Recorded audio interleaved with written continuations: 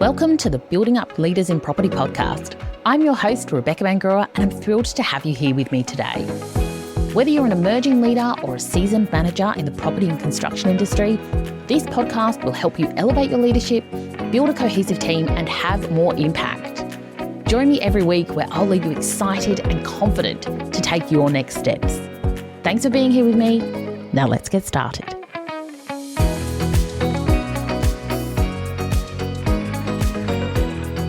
Today, I want to share with you 5 simple steps to up-level your leadership.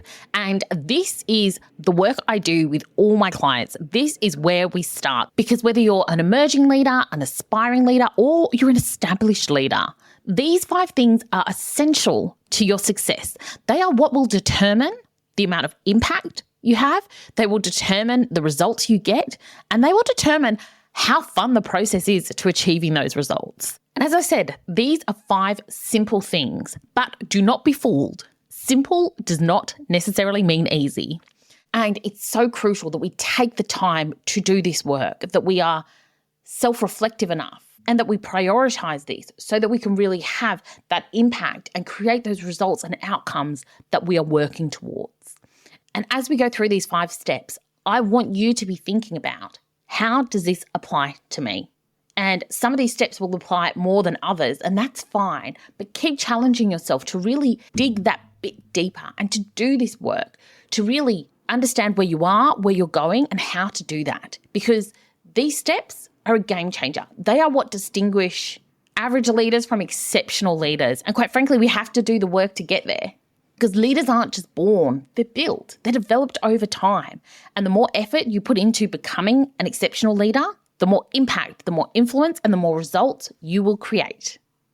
So step number 1 is building self-awareness. And honestly, knowing yourself is a cornerstone to effective leadership. In fact, it's a cornerstone to effective life, right? The more we know about ourselves, the more we can understand the things that motivate us and the things that stop us, the better able we are to take control of situations and to rewrite the narrative and the direction that we are heading.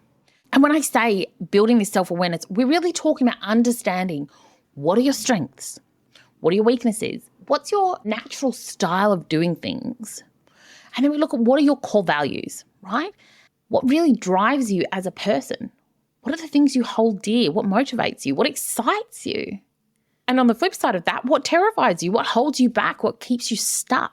Once we really understand ourselves, once we have that self-awareness and we understand who we are, the good, the bad, and the ugly, we can then build from there. And with that knowledge, we are able to look at things more objectively, and we're able to make better decisions.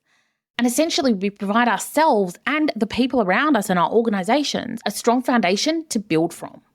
And so I want you to think about these questions. What are the core values that drive you? These are your anchors. These influence everything you do. And often we're not even aware of what our values are. And once we can actually get clear on them, we can consciously decide if those values are what we want to be guiding us or whether we want to reconsider our values. Next, I want you to think about, what are your strengths?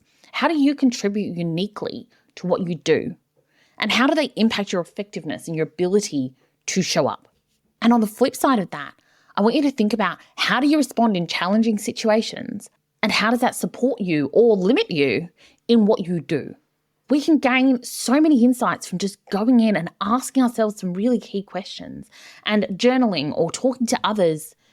And again, most people don't spend the time to do this. And the result is they operate in autopilot. And whilst our brain is brilliant at doing things in autopilot, our brains do not see things objectively. Because when we think about it, we have, somewhere between 70 and 80,000 thoughts every single day.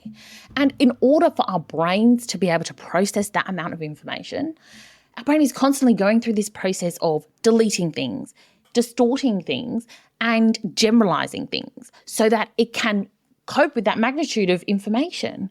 And when we step back and we start to actually become self-aware, we can start to question some of those automatic processes that go on in our head. We can start to challenge them, and we can start to think differently about things. And often we don't like to have the mirror held up to us. It can be scary. We can see things about ourselves that we don't necessarily like. And We're then challenged to do things differently. But the thing is if we never engage in this real conversation with who we are at our roots, where we start as a person, we're never going to get better. And that is an essential skill for every single leader. So moving to step number 2, define your leadership vision. A leadership vision sounds nice and light and fluffy and some sort of lofty idea, but it isn't. When we get clear on our leadership vision, it serves as a compass on our leadership journey, right? Because that compelling vision will guide you and your team towards the shared objectives, and it will unite everyone under this common purpose, and it makes the journey itself more meaningful. Everyone is on board together. So I want you to stop this and create a 2-sentence leadership statement that articulates what type of leader you are. And I want you to think about what is the most important milestone that you aim to achieve this year. And what does it look like when you achieve that? Because again, another pitfall that I see is people have a goal, but they don't actually know what success looks like in achieving that goal. And whether that's because it's not well articulated or well defined, or because they've just never given themselves the room to step into imagining what that end result looks like. And the more we can do that, the more we can create an actual visual in our heads that aligns with what we are trying to achieve, the easier it will be to achieve that goal, right? This is why athletes spend so much time on visualization. They see themselves running across that finish line in first place. They see themselves kicking that winning goal. That is because they are training their brain for what is to come. So that when they are out on that soccer pitch or they are out on that running track, they are just go, go, go. It is familiar territory for them.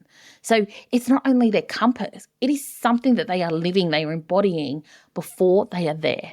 And that is what a compelling vision does for us as individual leaders, but also for our team. Hey there, I'm interrupting today's episode because I want to share something special with you. If you've been on a leadership journey with me through this podcast, you know that I'm all about empowering leaders. Now, I have exciting news.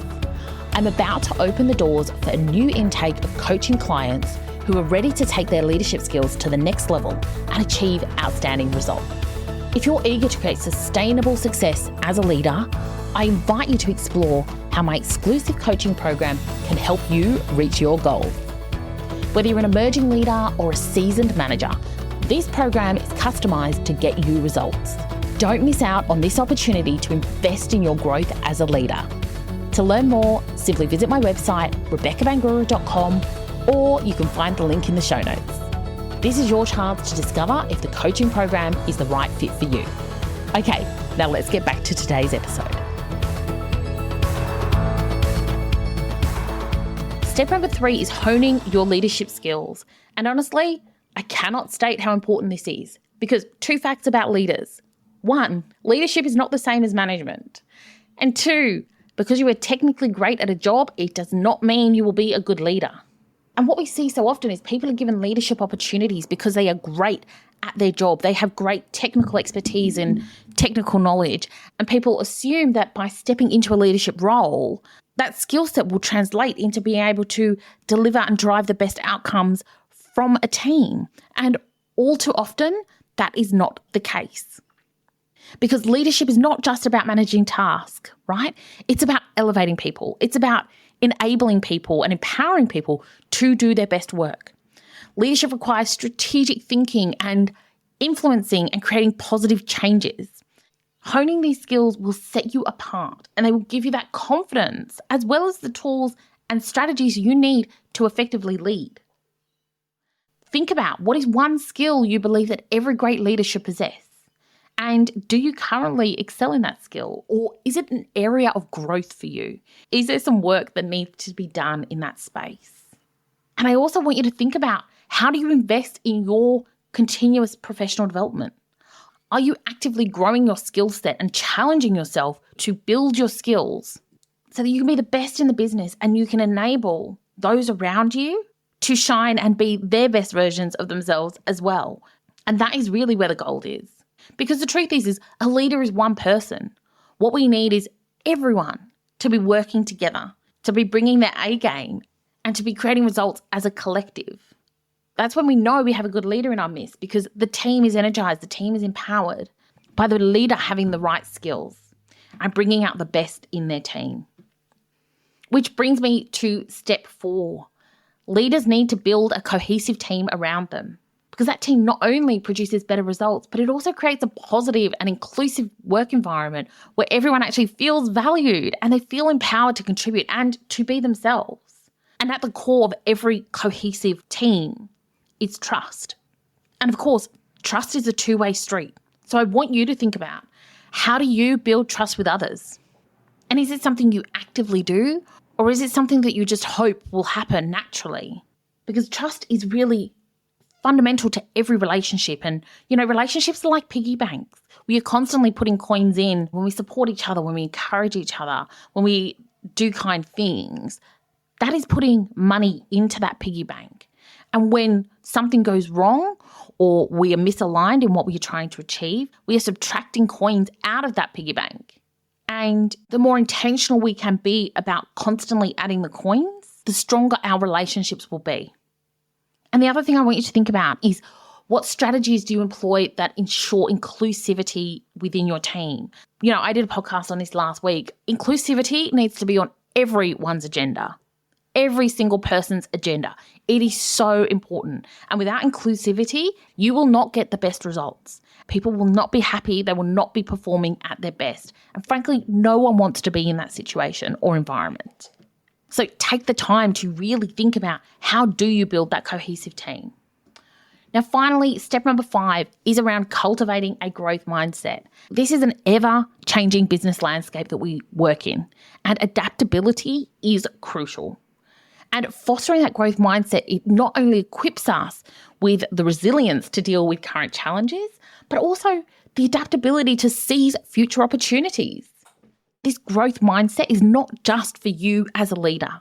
When you have a growth mindset, you also embed that in the culture of the team so that everyone feels comfortable to challenge themselves and take risks and grow as a person, knowing that they can get better and knowing that there is support for them to do that.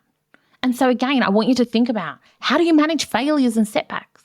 Do you look at them as learning opportunities, or do you get stuck in the mud and bogged down in the blame game? And this is not about getting it perfect. We are about doing the best we can with the information and the resources that we have right now, and taking steps to get better, knowing that this is a journey. And frankly, the more time and effort we put into becoming better leaders, the better the results will be. And if we don't do the work that needs to be done, the results will not change. So again, I want you to go back and think about these 5 simple steps, and I want you to see how they apply to you and what you can be doing differently to really up-level this year, to really move the dial and create a bigger impact, have more influence with your team, and create better results, and to have fun along the way. Because I know that exceptional leaders are not just born, they are built. They put the time in, they do the work. And I see this time and time again with my one-on-one clients. They are there, they are investing in themselves to become better.